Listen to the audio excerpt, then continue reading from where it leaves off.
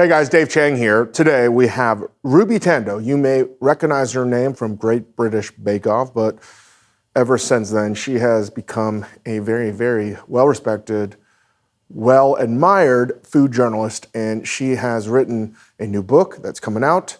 She has a lot of opinions that I happen to agree with, which might surprise a lot of people, including myself, and really wanted to get her thoughts on food media journalism today and where we're going with influencers, etc. And stay tuned, because at the end, I'm gonna be making the first part of a ramen series. And today I'm gonna be making noodles from scratch.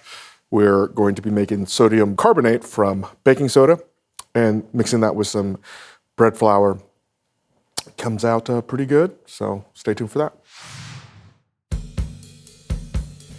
Welcome to the Dave Chang Show, part of the Ringer Podcast Network, presented by Major Dome Media. Thank you, Yola Tango, as always. We are joined with chef, baker, author, Ruby Tandoh. You may have seen her and been a big fan of her on the show that is, I would say, the biggest cooking show, competition show in America. But I don't think that, listen, I think it would be hard to always be told that, hey, I know you're from the Great British Bake Off. And I think she's done an amazing job of sort of carving that chapter out of her life, and not out of her life, it's there, but we're going to talk about where you're at right now, but we're joined with Ruby. Thanks for calling in from London. Thank you so much. Thank you. No, we don't have to pretend I was never on Bake Off. It's fine. But yes. But I would imagine it's got to get tiresome to some degree. Yeah, I mean, look, it's kind of such a cutesy and, well-intentioned show, and I'm not a cutesy or well-intentioned person. So there comes a point where, we must diverge. But obviously that's how I got my start. This is the great leveler here and now in food media, right? It's getting a chance on a show like that. So, when you're like 18 years old, you're like, what was I? Do you have a plan of what you wanted to be, what you wanted to do? Or did you always want to be in cooking beforehand? No, I was kind of really interested in food. I loved food, but it wasn't, I think most kids, like, it wouldn't occur to them to be a food writer. That's not something that you like go into life planning for. But no, I was just I was very proud. I was very ambitious. And so the chance to compete on something like that in a field that I was kind of like loosely interested in, it just like jumped out. And then, once I had been on it, people started asking whether, have you ever considered writing a cookbook? Have you ever considered writing recipes? And the answer was no. But I was like, but now I come to think of it, why not? And so it was this kind of baptism of fire. But, it really was an accident. That's not just me kind of doing some kind of humble brag. It was never planned. I have to sort of say that, not because it's, it's almost like these cliche questions to ask, your origin story. And that's not really what I wanted to get at. I just sort of wanted to frame it for the audience because, the transition of where you are today, right? It's almost like you're like making pop albums and now you're making psychedelic records, or like that's sort of like this transition almost, because I wanted to give the audience some framework, because what you're doing now is not that. It's much more intellectual. It's much more critical thought. And I feel like, however, I think there are a lot of parallels, right? If this is a Venn diagram, we have a lot of the sort of overlap. How did you get there? Because it's, I've been sort of vocal about a lot of this stuff for a long time, but this shift to where you're at didn't come overnight. But for those that weren't following you every day and they're like, oh my God, I'm reading this article, I'm watching you on social media, and you're saying something that, it's not what I thought you'd say. How did you get there? I think that there came a point. So, I spent a few years like writing recipes for magazines, newspapers, cookbooks, all of this kind of stuff. And I enjoyed it well enough. And, I continued to love food. But I always had this ambivalence about it. Like, why would I contribute yet another cookie recipe to the world? Is this not, at this point, irresponsible in an internet saturated by recipes? Do we really need another one? And it just came a point where I felt like I couldn't give any more of that. And, I started to take that half step back and look not at, which recipes can I make, but why am I wanting to make recipes at all? Why is there a market for this? Why is this kind of food media thing an entire industry in its own right, above and beyond the food that we actually eat? And so, taking that step back and looking at what food media is and how it works and how ideas about food move. Like that was the real turning point for me. And sometimes it's like not entirely flattering to like shine that light on yourself and say, hold on, why am I doing this for cash? But that's the interesting part for me, is how this works as a kind of information ideas economy. Chris Yang, who, my close friend and creative compatriot, we always joke that what media in general needs, and I feel like media sort of has that in terms of watchdogs, but food media, particularly food criticism does not have an ombudsman, right? Somebody that watches the watcher, right? Who watches the watcher almost. And that's somewhat your sort of role to some degree. And I think it's, again, I don't want to make these blanket statements that I'm prone to do, but American food criticism, American food media is quite different than what you get in the UK.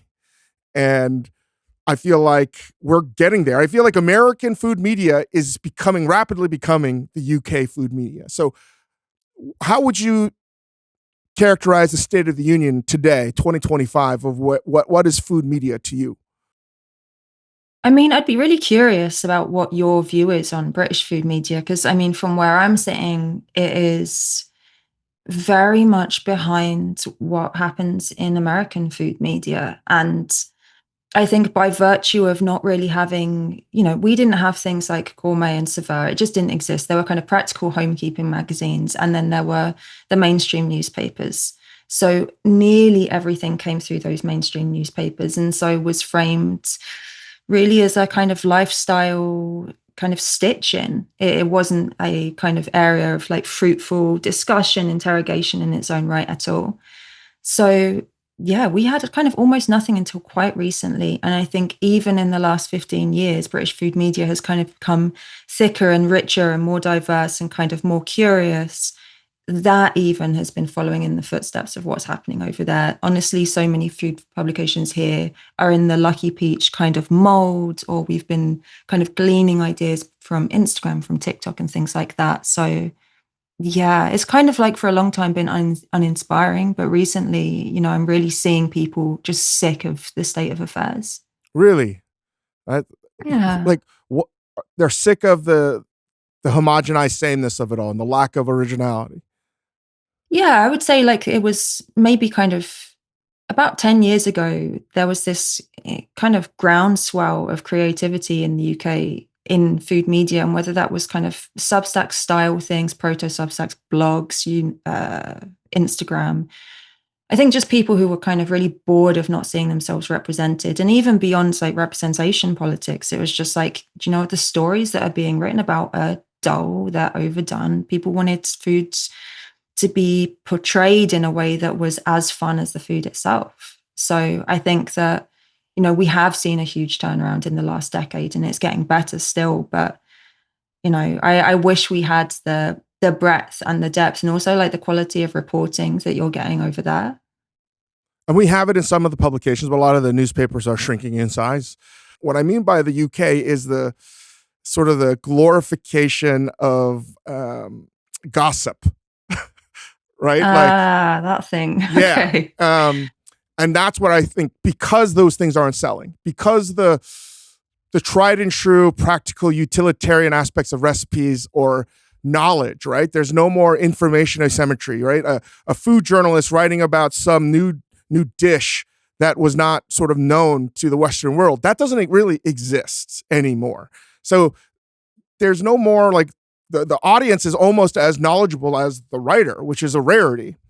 And that is because of social media. So we'll talk to that in a second about the lack of sort of following. I mean, not lack of, like, following recipes is sort of stupid to me these days. And I know you sort of feel the same way. And I just feel like one of the issues right now is, and it's nobody's fault here, but what sells is talking poorly about things, talking shit about another restaurant, a chef talking shit about another chef, like a lot of glass houses, right? There are a lot of people throwing stones from glass houses here.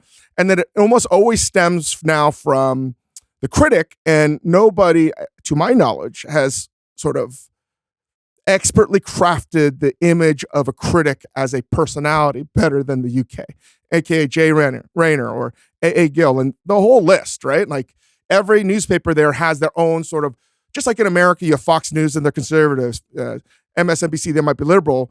You have that in food journalism in the UK, and I feel like that's sort of where we're headed. Less so in America in terms of, the critic itself. Well, that's not true because the New York Times is now trying to like personalize the critics. They're out in front. They're doing interviews. So again, that's really a nod to British culture. But I also think it's less trying to write about something as an advocate for the consumer, and now it's an advocate for the critic themselves. Yeah, I mean, I can definitely see that. The stuff with the kind of the unveiling of the Times critics is, I've been, following with some interest because I completely understand it. But to me, I see the publicness and the kind of cult of personality kind of way that the British critics work. And I feel that the strength of a lot of American criticism was that it didn't fall into that. But, in any case, I'm curious to see how it works out. But I think that there is something in it about kind of the critic no longer being able to be infallible. As you said, like the consumer now knows, most food most readers of food writing know almost as much as the people writing about it. This just is what it is. Even if you don't, you can Google it in a second. And so what can the critic offer beyond knowledge and beyond insight? And it's a certain amount of a kind of parasocial relationship, that is very popular.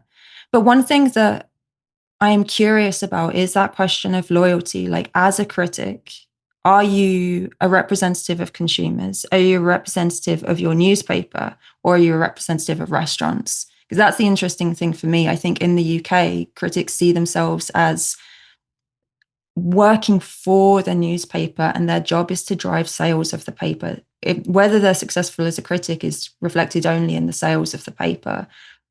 And, what happens if you position yourself differently? And I think someone like Keith Lee interests me. This is like a kind of agent of chaos, and I think like a force for good, because he isn't loyal to a newspaper. He isn't loyal to a byline. His allegiance really is actually with restaurants themselves. That is a different kind of critic who sees themselves as accountable to restaurants and holding restaurants to account. I love that. I mean, it's just what it is. Like, he is the most influential food critic in America, and if I was a food critic, that would bother me tremendously, because he's not trained and he's just being honest. And if you watch some of his reviews, some of them are like really flawed, And I think he knows this, and that's sort of the appeal of it all. But you probably are one of the very few people that I have ever heard talk about this, because newspapers are businesses. New York Times is a publicly held company. Their responsibilities to shareholders. That has a direct correlation to journalists now being open and personalities in their own right. No different than, again, the Evening Standard or whoever else in the London, British food media scene, where they've been public figures forever, really. Mm-hmm. Again, journalists, at least in America, that are food critics, have to be advocates for the consumer. That's at least what I've always been told. Is that what you've been told too? They're defending the people that buy the newspaper. Yeah, I mean, at least that's the line. And I think that, yeah, I mean, that's the idea anyway. And, I think so much of American journalism, certainly service journalism, is, that's what it is. It's in service of the consumer. It's their needs, a kind of certain amount of risk avoidance for consumers. I actually think that that's one thing I found really interesting in some like research recently was looking at Duncan Hines, who everyone knows from the kind of cupcake mixes and all of this stuff. He was the original American restaurant critic, and he was very much in that vein. He was a consumer champion. He was this guy who was going to restaurants to review them, not really for the quality of the food, although he had kind of an eye for it, but for whether the kitchen was hygienic, whether there was car parking, all of this kind of stuff. It's very kind of, it's deeply middlebrow, it's deeply kind of utilitarian, and ultimately it does speak to, you know, what the average American diner actually wants from a restaurant experience, which is to say, let's just make sure it's not terrible. I use this as a benchmark because listen, I'm friends with a lot of these food journalists, and I'm not. It's not a criticism of them, but it's just, you know, you sort of have to look at the lay of the land here. And New York Times, going all the way back to Craig Claiborne, you know, like, I don't know exactly, but I would say probably over 75% of the food critics in America, particularly New York Times, maybe not 75%, but definitely over 50% graduated from an Ivy League university, right? Lots of UPenn, lots of Harvard, you know, and if they didn't go to that school, they went to a really prestigious small liberal arts school. That's not really representative of, you know, like how people eat and who they know. Yeah. It is not necessarily falsehood either. I get what they're trying to do. They want to be. It's not their fault that they can't connect. It's just a simple matter of, hey, like, you came up in, if you didn't come up in a well-to-do background, which a lot of them did, you were exposed to that. And now you understand that. So how can you write about restaurants that don't have that, or consumers that don't have that knowledge? And if they were doing that, we would not have the rise of Keith Lee. We would not have the rise of that taxi driver in New York City that probably isn't even a taxi driver anymore, you know, because he just goes in, goes in off the cuff into restaurants, and everybody knows who he is now. They treat this guy like a legitimate food critic that can make or break a restaurant. He strikes more fear into restaurants than real food critics, which is fucking crazy to me. And that is only going to continue to grow. And if you talk to people that like this kind of, I would say, vigilante, democratized food journalism, which is cool and great, but also to me frightening, that would not rise if the gatekeepers at the time were actually representative of the people that they were so-called trying to represent. No, 100%. I think, I mean, in the UK, like, for reference, like, you're talking about kind of Ivy League colleges and all of this stuff. We have like 5 critics. We have almost none. This is a small country, but like 2 of them went to Eton, and one of them is the king's stepson. You know, this really gives you a sense of like the demographics that we are pulling from when we're kind of choosing our mainstream restaurant critics. And yet, you know, one thing that I have noticed is that these critics are going around to restaurants that have become big on social media, popularized by people like Toby Inskip, who is just a kind of influencer in the UK, the biggest influencer that we have, who goes by Eating with Todd online. And he's just a guy who loves meat, like always wears a white t-shirt specifically so that he can get stuff down it. Like, it's a performance, it's a pantomime. It aspires to be nothing more than exactly what it is. And, you know, that's what people are turning to, because how can you possibly expect the newspapers to speak to you when it's, you know, the king's stepson?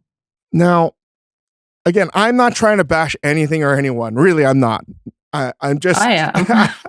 I mean, I think you can, by just sort of presenting the facts, right? Like, not every food critic.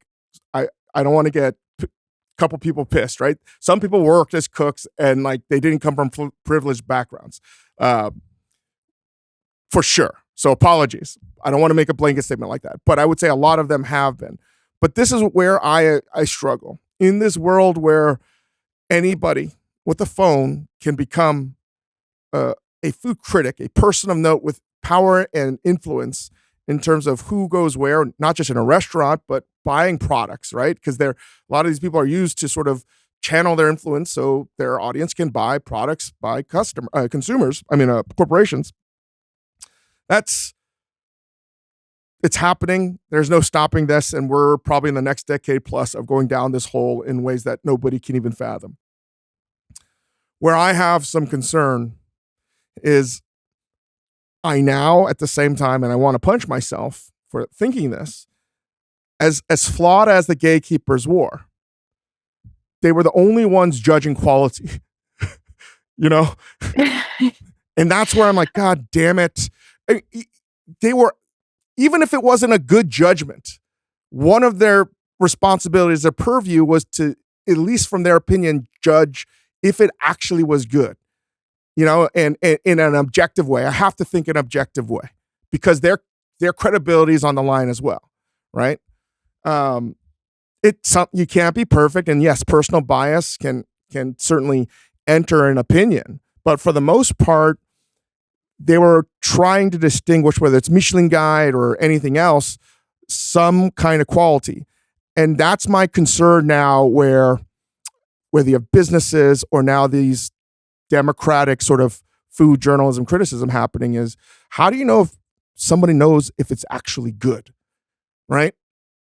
I mean, you kind of don't. And I like that. I like the chaos of this. And I do not think it's all good stuff. I really don't. I think that there's a lot of kind of undisclosed advertising and kind of people just going places on invitation and being comped meals, all of this kind of stuff. However, we saw it in the era of blogging. We see it again on Instagram and TikTok. It just takes a slightly different shape, which is this kind of democracy of nerds, of just real heads who, no matter how many people can take to a platform and kind of review a restaurant, quote unquote review, there will always be some people in there in the mix who have been researching this forever, who have been to every pizza place in London, who know it inside out. Like these nerds, and I say that affectionately, have always been there and will always persist. They are, really what holds together any kind of media, music media, food media, you name it. And I think the only difference now is that everyone, because social media is such an accessible way of kind of sharing an opinion, there are no barriers to entry. So more people are talking, but there is still the quality in there. It's just about finding the influencers that you care to listen to.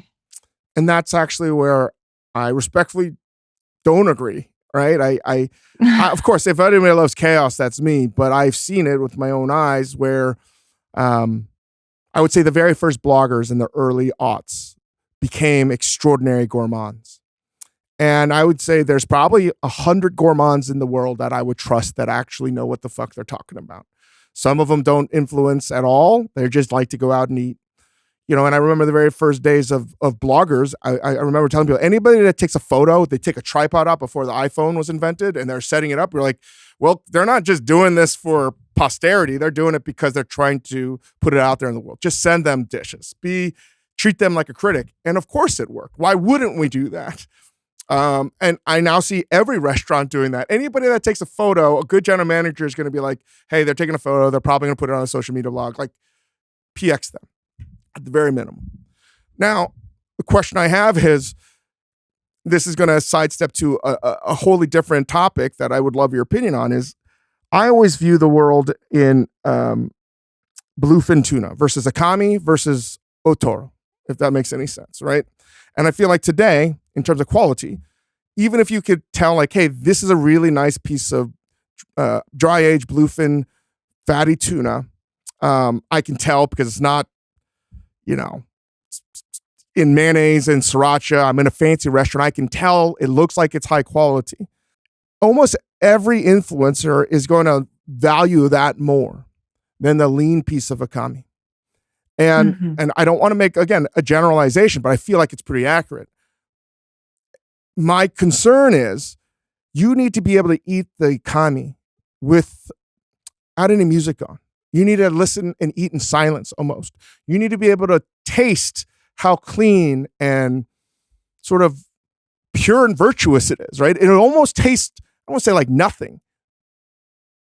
But to develop a taste for akami doesn't mean that you have a highbrow taste.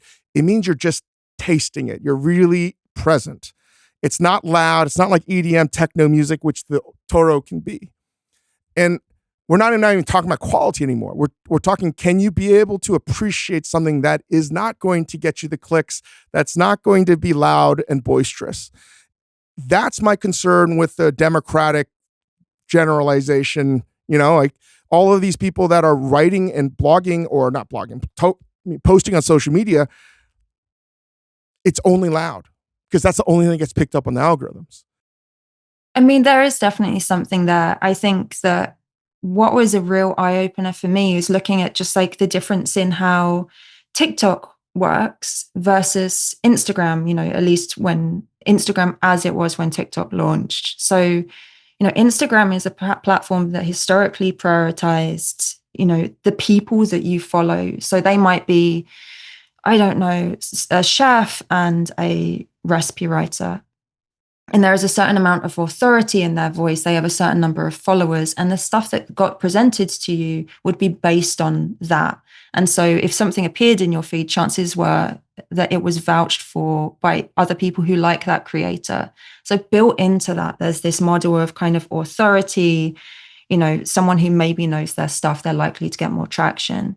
But when TikTok came about, it completely turned this on its head, because here's a platform that prioritizes really far less the follower count or the influence of the person who posted it, and far more the specifics of that one piece of media, every piece of media interrogated like on its own merits.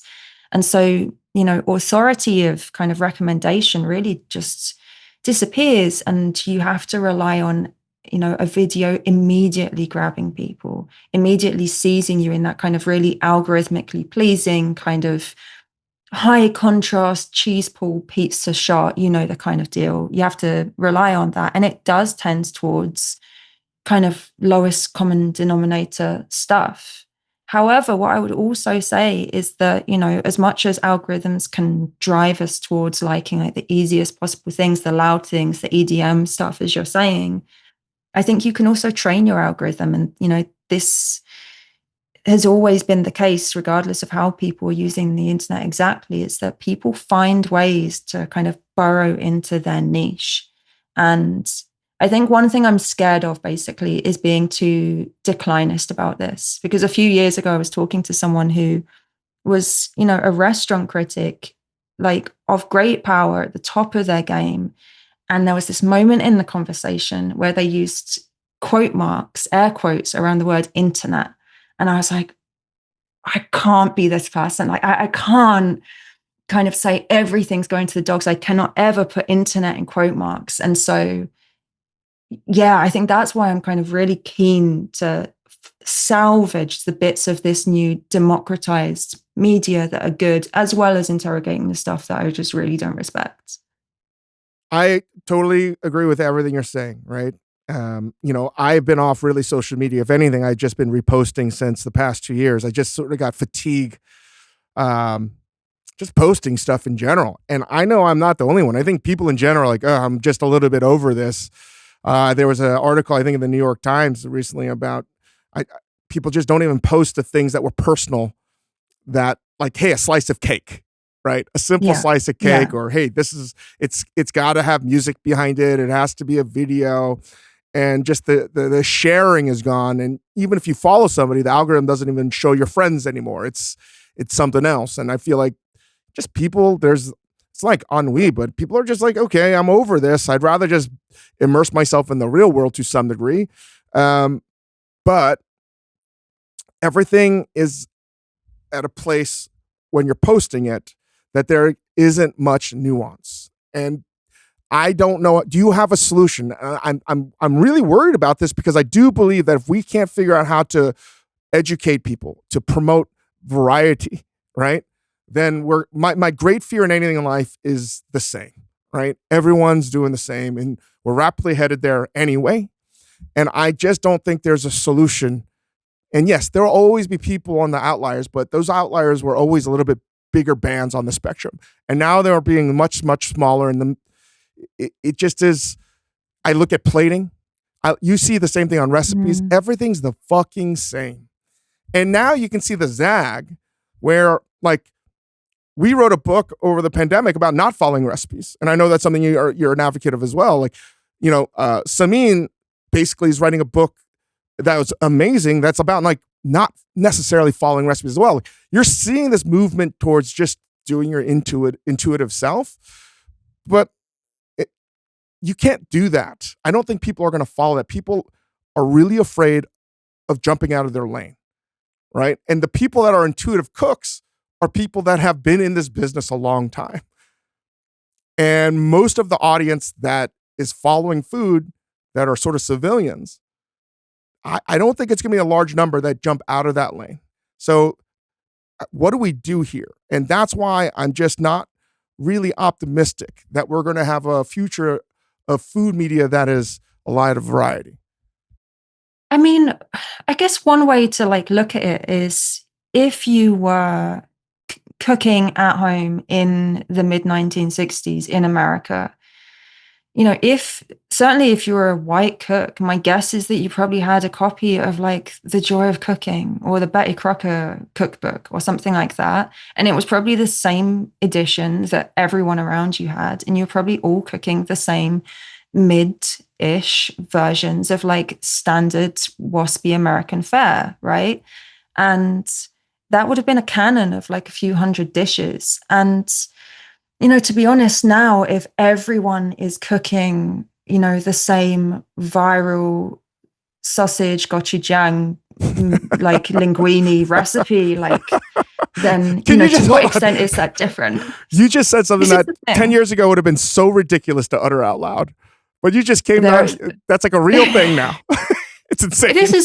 That's one of the most viral recipes in the UK, like of recent years, was this specific recipe from a recipe platform called Mob that has become very, very good at kind of creating that particular kind of like mashup and very, very like visually grabbing recipe online. But yeah, this is the thing, you know, this is our joy of cooking is that. As for whether there's a way out of this, I don't know. I think maybe this is very Pollyanna-ish of me, but I always think that people get bored easily. So I do think that provides kind of de facto like the conditions for some amount of creativity to thrive. There's always going to be an appetite for something new.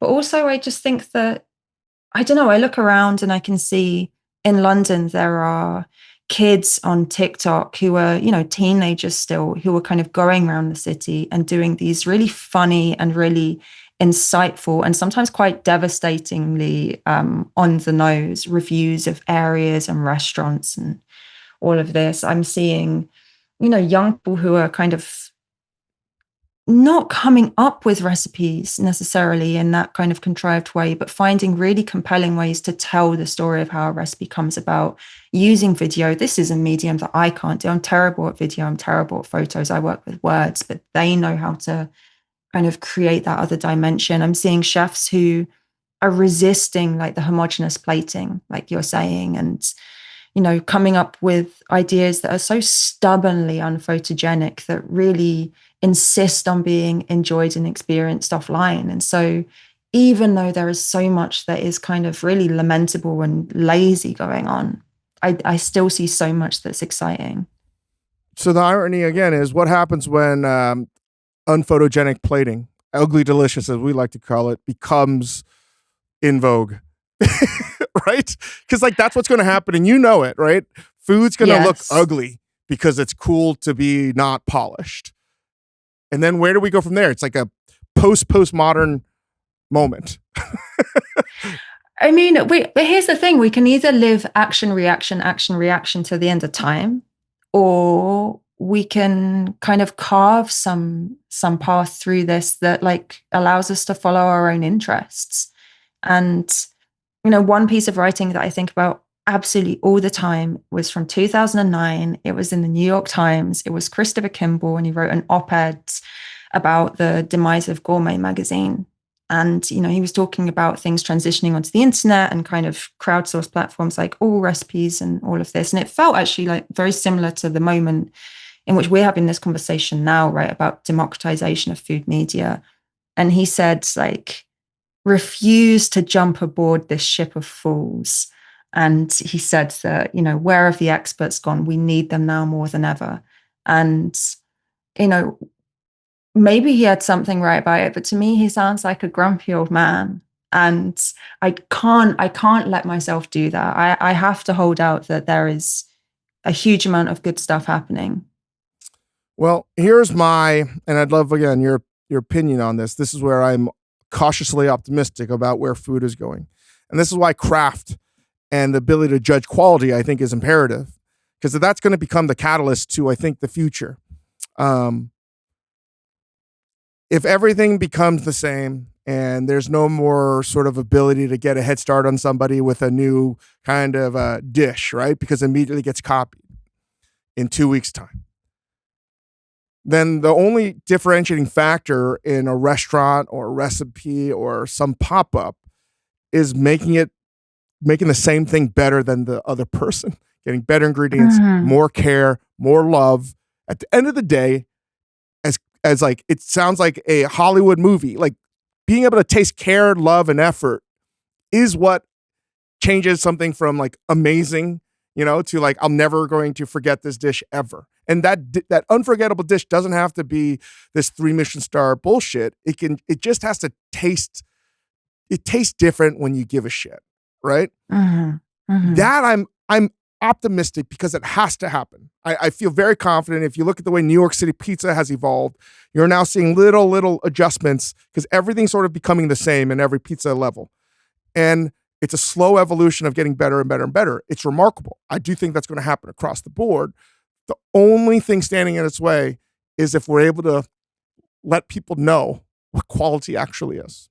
It feels like what you're talking about is almost something akin to like an ecological niche, like the Galapagos Islands or something. You kind of need to not be in constant conversation with other chefs, other restaurants around the world in order to kind of evolve a style of cooking or a way of writing, even if you're just a food writer, that is actually yours. And, the connectivity of the moment means that, you don't get those weird kind of siloed parts of the food world where something strange has happened and evolved in situ, which is a shame to lose that. But as you said, it is nice when people take the time to do what they're doing extremely, extremely well. I think that does continue to show. What are your thoughts? Because we're just talking about food criticism and the democratization of food writing and food sort of media and the gatekeepers. It's a good chance that none of that really will even matter because of AI, right? And I'll give you an example. I'm sounds crazy, but I'm friends with somebody that is a porn star, and they were saying porn has always showed what is going to happen in culture, 10 years before it actually happens. And she said, hey, they used to be like famous and then less famous in like the aughts, and then it became more gonzo or whatever it was. And then the internet happened and everything got pirated and it was hard to control. And that's sort of where I feel like we're at right now. Like there was no more gatekeeping, and it was just, if you don't like the example, just use the analogy and look at the variables. It was just sort of chaos. Yeah. And then instead of getting that chaos sort of controlled, it became even more chaos with OnlyFans and all these other sites that I don't even know, but clearly are proliferating. And now we're at a place where she's like, the funny thing now is even all of those sort of new entries to pornography are going to all be gone because of AI. So like there's no more porn stars and there's no more amateurs. There's nothing in between. It's going to probably all gone. And she's like, it'll probably go back to going to like dancing in strip bars or something like that. It's going to be something that's experiential. I was like, this sounds crazy, but I think you're just describing what's happening to food. And we're just like 10 years behind maybe. And I think that there's a good chance that a lot of the food influencers, the food writers, etc., I wouldn't say New York Times and things like that, but for the most part, like even the Keith Lees of the world, unless they become bona fide personalities and they have to evolve, I think they're all going to be replaced by generative AI. But I mean, doesn't food resist that just by virtue of being one of the few remaining tangible kind of visceral arts? To what extent can you critique something as AI that you cannot taste? Same as make it like I don't believe that robots would ever replace chefs either. I feel like it it cannot be done, but maybe I just don't want it to be done. Mm-hmm. But I feel like food holds out. There's the physicality that means it can never completely fall prey to this. I think with enough data, it'll be able to extrapolate really, maybe even more accurately, a review of a restaurant. And I'm not trying to say no, like this is not a future that I want, you know? But I think it's something we should be prepared for. And at the very least, we're talking about a very, very small niche, which is food reviewing. Okay, let's put that aside, that will remain. Well, if you are a food influencer and you're making YouTube videos, right? How many more ways do you need to learn beef Wellington? If you look at beef Wellington, there are probably 100,000 YouTube recipes, TikTok recipes about how to make something that is relatively simple, but it's the perfect dish to make on social media because it looks laborious. It's really not. It's just time intensive, visually stunning. And you bake it, you almost blind bake it and you're done. And you open it up and it has that chair turning aha moment surprise. What more do we need to know about beef Wellington, right? And if you apply that, every recipe is going to be like beef Wellington. So the only now difference is the personality that's now making beef Wellington. There's no more knowledge to be learned about making beef Wellington. That's a perfect example of, hey, some AI generative chef is now going to be teaching you how to make beef Wellington. I think it's hard for me not to see that. And if you want to learn recipes and watch food content, I do believe, because I've talked to some of these AI companies, that's going to happen. Yeah. And I think a lot of people are going to be out of the job.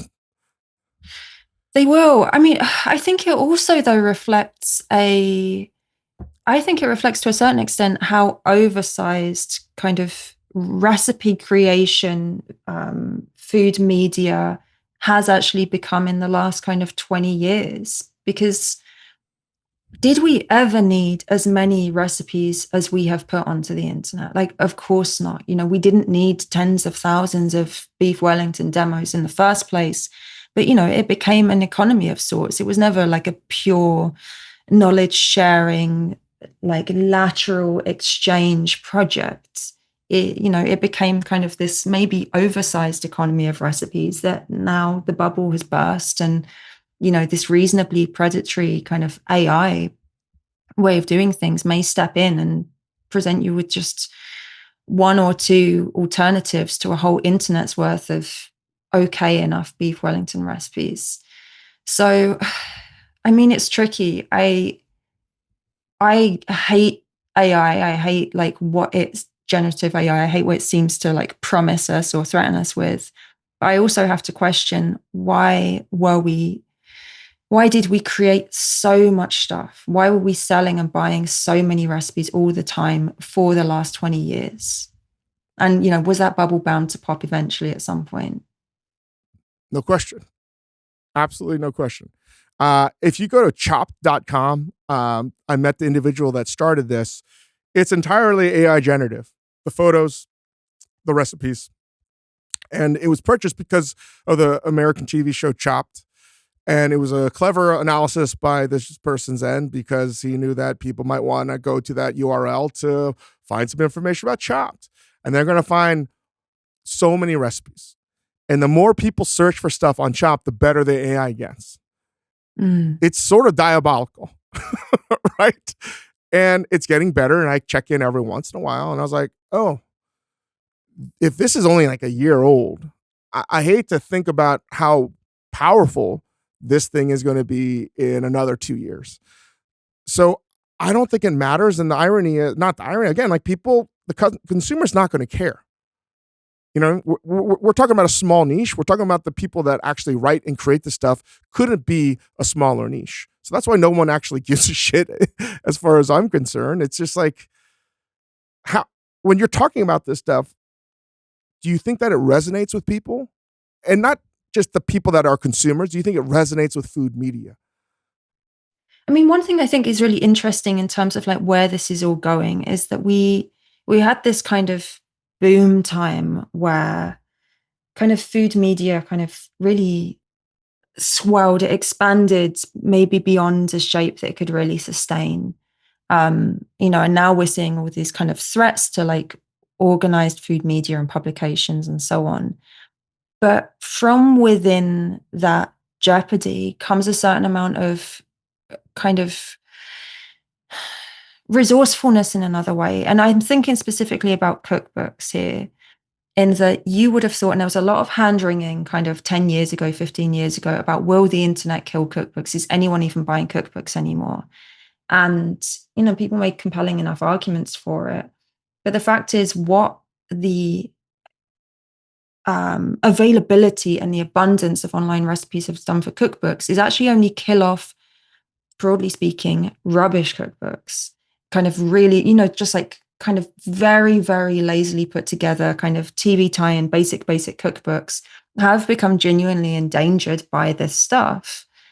However, really interesting cookbooks that rely on context, narrative building, their function as an object rather than just as a container of recipes. Like, they continue to do well. They continue to find an audience. And actually, now that they've been relieved of the burden of being kind of genuinely practical documents, now that I can get all of my weeknight dinner information just at the click of a button online, I can use cookbooks for a different function, and they are free to be interesting in a way that I think they struggled to be for a long time while they had that burden on their shoulders. So look, it's not as big an industry as it was. And it's not to say that it's doing numbers in the way that it was, but that's not necessarily the only measure of success.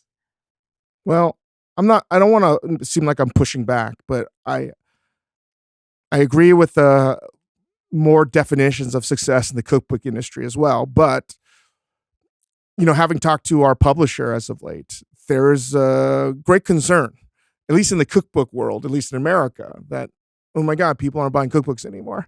They're buying how to cook 101 recipes under 10 minutes and books that have a loyal, almost zealot-like following to an influencer or a community. Mm-hmm. Everything else that was sort of a beautiful book that just you'd want to buy because I wanted to learn, as you say, but also is matched with technique and the whole sort of superstar, like 3 Michelin star chef cookbook, that is dead. That is so dead. You can't make it more dead. That's not coming back anytime soon, right? It still will happen, but people aren't buying those. And I think that what you've seen is less cookbooks, yes. Like, let's use Samin Nosrat as an example. Her cookbook is going to sell like crazy, but she's had a loyal following, and that following has only been amplified because she has a Substack, because she does a podcast. But if you don't have a following, I don't think you can sell a cookbook. It's just very difficult unless you become a TikTok influencer as well. So in order to sell books, which I think we all want, you actually have to wear a completely different hat that you probably aren't even aware that you have to wear. I mean, for sure. Like, I'm like, it's not that I think that the publishing landscape is good. It is impossible to do numbers in that way. You do have to be a kind of Samin style character with just like fingers in many pies. But, I was like reading a lot actually about British cookbooks and the kind of history of them. And I found this newspaper article from like the mid 60s. And in it, they were like, I can't believe it. Cookbook publishing has gone crazy. We published 125 cookbooks in the UK this year. And I was like, 125 in the UK, like 5 years ago or something like that. I'm terrible with figures, but it was something like 7,000 cookbooks, at its peak, so the landscape has changed so much. And obviously it's harder to do kind of big numbers with a cookbook now, but there's just so many of them. I think it's a terrible predatory landscape. I think it certainly finds itself increasingly answerable to who has a following online and stuff. But I don't know. I do hold out for the fact that there will always be people who publish things that sell 2,000-3,000 copies, and those copies are read by people who are actually taking it in a meaningful way, rather than just selling 100,000 to people who just have it on the shelf. Mm-hmm. So overall, are you optimistic about the future of food writing, I food wouldn't media? say that. No, but I think I'm not optimistic, but I'm also not declinist. I think if there's one thing that, my research over the last kind of decade has shown me is that these things are often cyclical, and that there is precedent. Look, if there's precedent in, you know, Duncan Hines for someone like Keith Lee, then there is precedent for a great many things that are happening here and now that feel like they could only be products of the kind of social media age, but in fact have kind of more human underpinnings. And I think that in the UK right now, at least, certainly in the last 5 years, I've actually seen something that really depresses me, which is kind of a reactionary tilt. I've seen food media become more conservative, genuinely, just in a couple of years. And it's, I'm not happy about that at all. But I think that if you are just completely declinist about it, it kind of takes away your power to do something about it. And I think that there is the potential in forms like TikTok that are currently underused or badly used to actually find new ways of talking about food and to find ways to subvert this kind of increasingly conservative and increasingly lazy shift. Okay, before we get you out of here, I want to do this hypothetical. You become the czar of food writing, food media, food culture, right? You have unlimited power. You can make anything change. What would you change? Oh, God. The things that you're like, I fucking hate this. And, I might change it. It might be for the worst, but I got to get rid of it. But I've got to say something that's like a real grandma thing to say. I'm going to regret saying it, but I just simply want comfortable chairs in restaurants. I'm sorry. Like, that's the first thing that came to mind. That's my truth. I'm sorry. It's not deep. Yes, that's literally it. That's the first thing that came to mind. Okay. You heard it first, folks. Ruby wants, she's been granted all the powers to change anything in gastronomy and food media. And the only thing she wants is more comfortable chairs. Look, I am a person of the people. My concerns are those of everyone else. Oh my goodness. Well, what else is going on with you before we let you go? Not all that much. I've got I just published my book, which is really about most of the stuff that we've talked about. It's called All Consuming, and it's, just about how modern food culture got to be this kind of crazy democracy of taste and where it's leading and where it came from.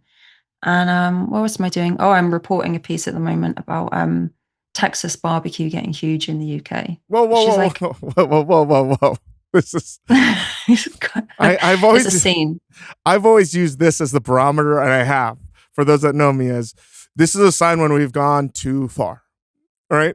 And we never really, and I don't think it made the edit of Ugly Delicious when we were doing the meat or barbecue episode, because we went to Tokyo. Because my theory was, hey, if it's gone too far if Tokyo starts making barbecue Texas style better than they do in Texas. It was good, but it wasn't anything like you'd see in Texas. So I was like, okay. And as I've gone back, you're seeing more and more of these places. And I've always used Europe as the sort of litmus test. I was like, once you start seeing Texas style barbecue, we may be one step closer to end of days. And I don't mean that as like, huge. What's going on? Yeah, it's huge. Look, that's what I'm trying to get to the bottom of. That's why I'm reporting. But I'm telling you now, it's absolutely huge. And we've had like, Dane's Texas barbecue. We've had KG barbecue in London in the last few weeks. We had Interstellar. We've got the big dogs from Texas all descending upon London, upon Dublin as well. But they're imports from Texas. But tell you what, they are imports from Texas, but the reason that there is a market for them to come and a budget for them to be flown in is because we have dozens, hundreds of actual British people running Texas style kind of barbecue joints over here. It's really, watch this space. This is such a scene. This is where I have conflict, great conflict. At one point, I love mashups and something that is, you can't have something that is potentially fucking super weird and delicious and you would never expect it to exist without this weird, awkward phase where it's just a facsimile. I hate this point. This is the worst phase in food for me. But is it good?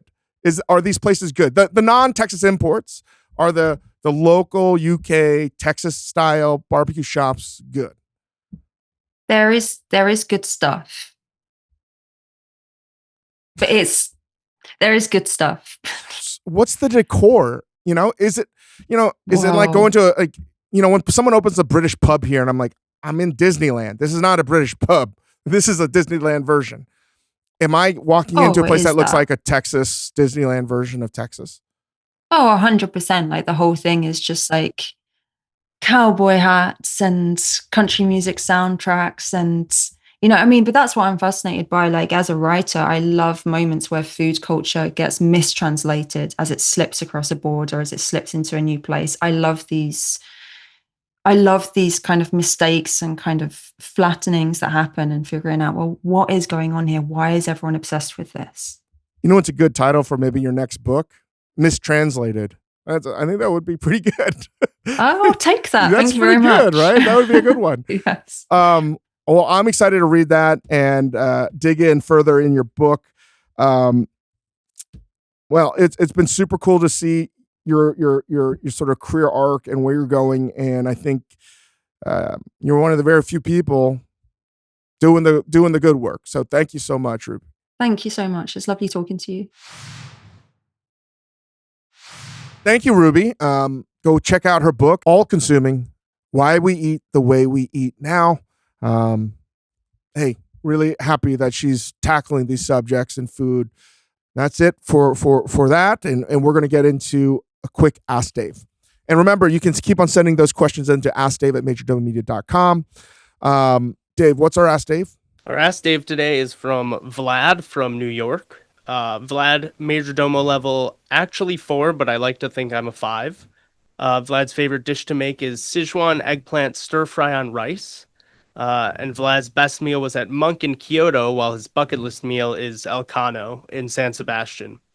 Vlad's question is referring to our interview with Dan Giusti, saying Dan Giusti talked about democratization of quality food and making delicious accessible as opposed to luxury.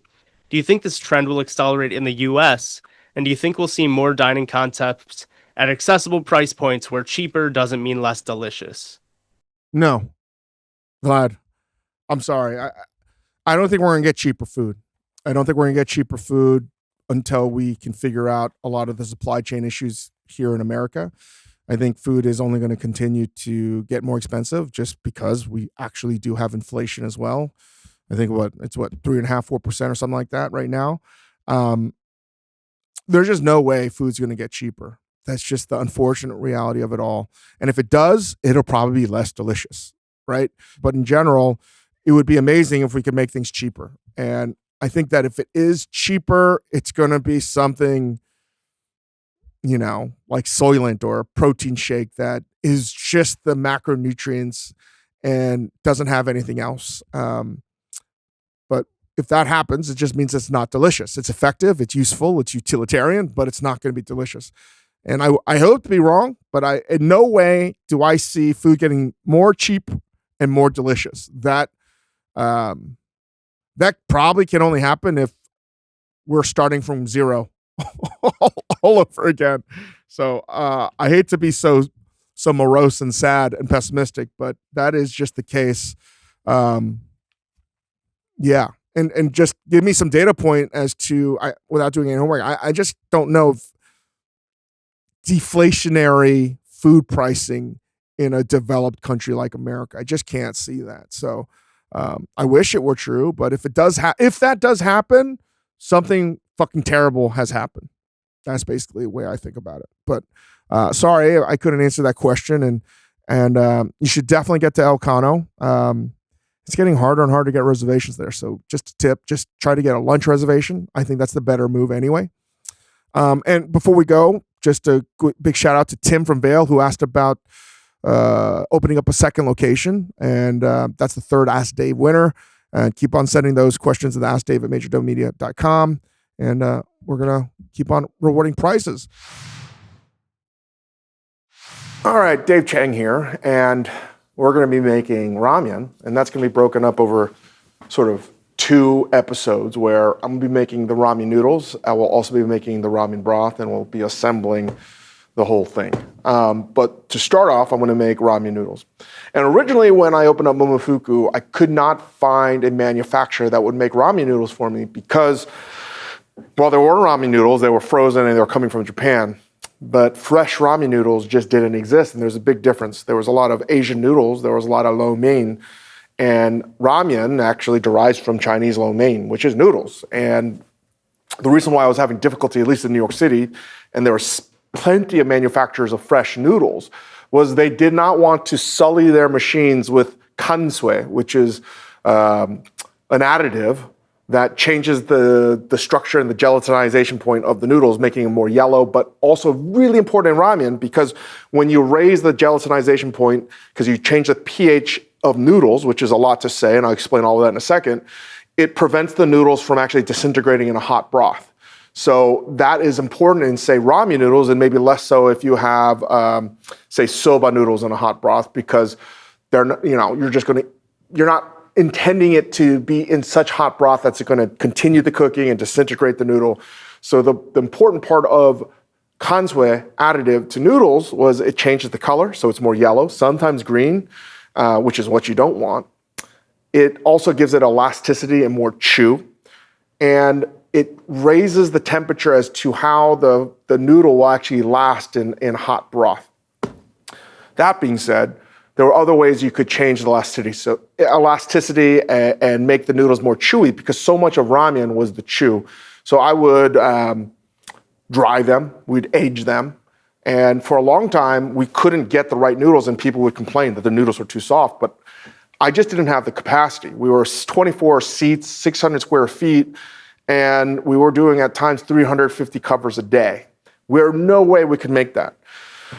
It took a long time so we could be working with Sun Noodles, and we became sort of, they were like our Patla Frita, and they become the Patla Frita, like the NVIDIA chips of ramen, right? So we've had a long-term relationship with them, and they were the first ones to actually make ramen noodles for us, and they've made a big business from that. But let me start off with making noodles at home, and it's a lot more easy to do it in small batches. So let me give you this setup. You can use AP flour, that's fine, but what you want is a higher protein structure. In Asia, the flour is a little bit more white, particularly in Japan and Korea, and has a naturally higher sort of protein percentage. And higher protein with kansui turns into more elastic, more chewy, more sort of what you would think of as a proper ramen noodle. And while American flour traditionally has lower protein percentage, right? Most flour in America is probably 9 to 10% as all-purpose. A lot of the normal flour in Japan and Korea, I don't know so much about China, is higher, like 12 to even 14%. And it changes throughout the season and the different flour producers. But anyway, traditionally, it's a little bit higher, which is why the noodles, when added with kansui, and you can make chewy noodles without kansui, right? This is specifically mostly for what Japan has used for ramen noodles. And it all derived from like Mongolia, right? And I've always joked, it was like years ago, some town was like, they couldn't figure out why the noodles were just better in this particular town. And I just theorized that it was probably the case from well water. And turns out it was true, right? In some place in Mongolia that like 2,000 years ago, people were saying, hey, this town over here, this area makes the best noodles. Sure enough, it's because of the lake water there that had higher pH. It was more alkaline than not. And we've learned to distill that, and now you can actually add these alkaline salts, alkaline properties to raise the pH of your noodle. And that's what we're going to do today. And, you don't have to. You can make udon. But again, so much of having noodles without sort of the chewiness of a sodium carbonate and potassium carbonate, which is ultimately the properties of traditional kansui, have to do with the protein structure. So this is a long story for me to say, if you want to make this at home, you can do this with protein, you can do this with AP. I would not make it with cake flour, but American bread flour is usually around 12 to 13.5%. So that's what we're going to use today. I usually don't measure this out, but I would probably say 1% at minimum of sodium carbonate. That's what we're going to use today. Traditional kansui, again, is potassium carbonate, usually like a 70-30 ratio to sodium carbonate. And that's the distillation of what you get from kansui. We're not going to add the potassium carbonate because we're just making it from home, and you're still going to get the right result. So I'm going to use bread flour. I'm going to use baking soda that's been baked off around 250 degrees for like 2 to 3 hours. And that long process of slow bake, you're burning off the water and the carbon dioxide off out of the baking soda. And when you burn off those elements, what you're left with is sodium carbonate. And that's majority of what makes up kansui. This is one of the few things I actually know a lot about because I've spent a lifetime fucking cooking this shit. And it's funny because in 2003, this was impossible information to find. Couldn't even find any of this shit. I had to ask Harold McGee, the great Harold McGee, how to make kansui at home. And he's the one that developed this process of baking sodium carbonate. Well, not developed, he just knew off the top of his head. And you would burn off, the water and the carbon, and you would get sodium carbonate from the baking soda and so on and so forth. I want to add 2% because I want my noodles to be almost like super, super chewy. The higher you raise the pH, the more you're going to get a Maillard reaction. It's the same sort of browning properties of why you might add baking powder to chicken to help with the Maillard reaction. That same process changes it to yellow. So that's why you change the color, but it also helps with the elasticity. Long story cut short, I'm going to just make some noodles. I'm going to add bread flour. I'm going to add 2% of that weight. And I don't even know how much water, because I don't know. But one thing I'll probably measure is the sodium carbonate. Let's go. I love the Thermomix for a lot of reasons. I always find myself to be apologizing because I'm using it. It is obscenely expensive, and I hate using expensive shit to cook things that most people wouldn't have. But if you don't have a Thermomix, it's fine. You might have, I don't even have a KitchenAid at home. I use that for literally everything. Most people have KitchenAids or some kind of mixer at home, stand mixer. But I use this as a gram scale as well. Just a scale for food if I ever need to, which I usually don't. But here, the reason I'm measuring this is because of you guys. I would never measure this shit at home, but seeing that we get a lot of comments saying like, hey, we wish Dave would give us fucking recipes, here you go. See? I don't know how much flour that is. I'm gonna guess, let's do a guessing game. I'm gonna say 700 grams. 700 grams. Let's see. 585. 585. Why don't we go to 700? 2% of 700 grams is 14 grams. So that's what we're going to add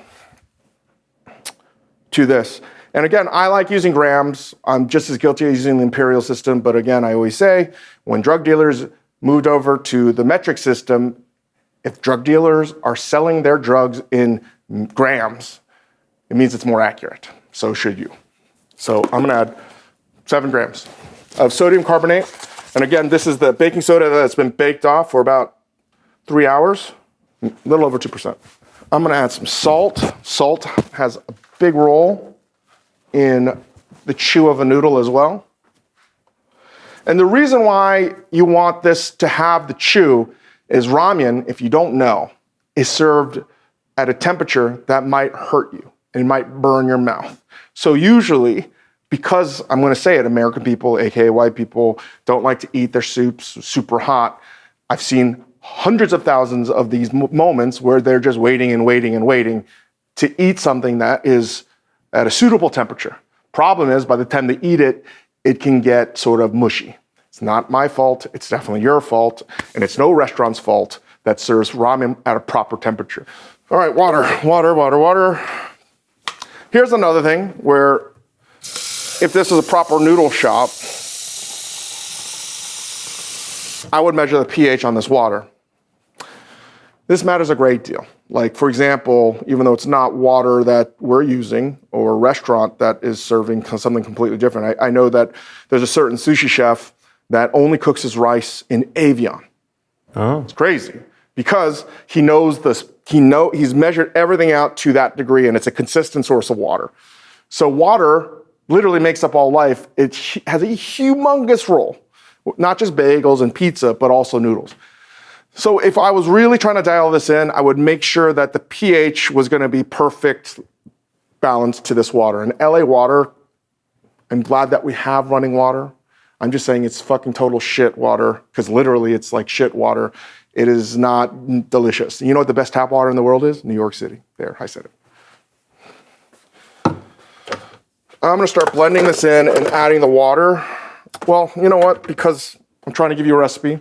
Currently there's 720 grams of flour and consoy and salt. Maybe I'm gonna add a little bit more salt. And then we'll just see how much water we add. So 725 grams is what's in here. I'm gonna eye this and say,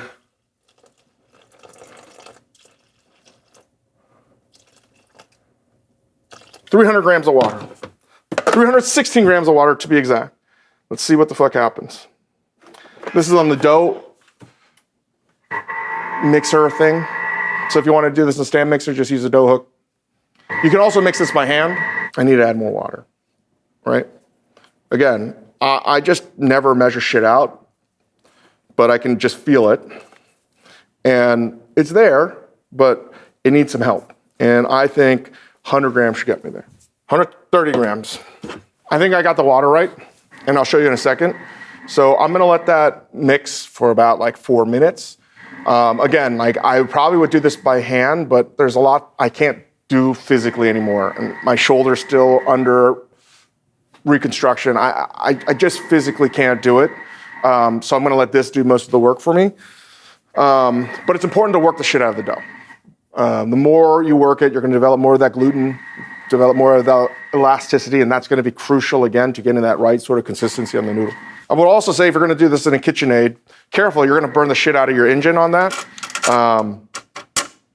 So if you're gonna just let a machine do this, I'd do it in batches of time, because if you let it go, it's gonna overheat and you're gonna break your machine. Here's the reality. You wanna let this rest overnight, you know, but we're not. So this is the work dough. I probably added a little bit too much water, but we'll be okay. If you have a pasta machine at home, I would use this. It probably benefits to do it on the spaghetti sort of setting on the roller. So you're gonna roll it out just like normal pasta from 1 to 9. And then we're gonna cut it into this shape. Traditionally, super square, thin noodles go with a more pork, viscous tonkotsu style broth, the Hakata style, which is like Southwest Japan. They really won sort of the global flavor of ramen in terms of the broth that I'm gonna make. I'm gonna do it a little bit more like how we do it at our restaurants. I want it to be more clean, a little light on other flavors with pork, notes of chicken.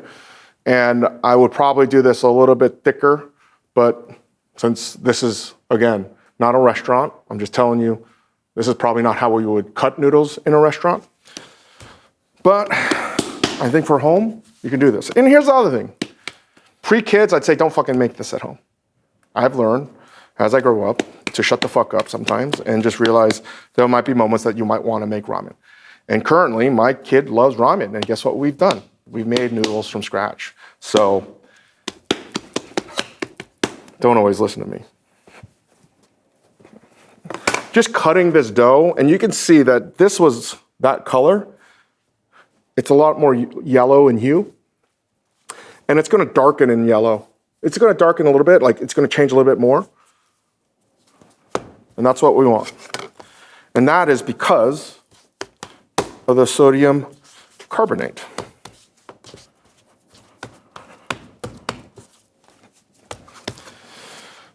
And just cutting through that dough, it's way more dense than it would be without the sodium carbonate. So I'm sprinkling some more flour, and then we're gonna roll this up.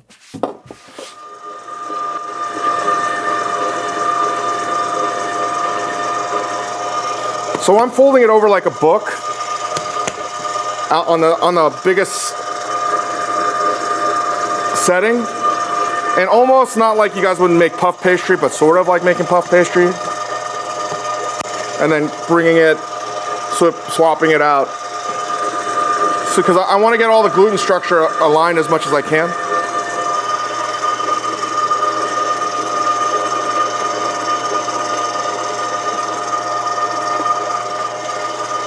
So I'm going from like 10, 7, 5, 3, all the way down to 0. I am gonna flour this up again, and then fold it back up, and I'm gonna use roll the other half. So, see the difference. This is dough that was really wet. I would be better tomorrow. And I fixed this dough. It's a little bit more dry, way more acceptable.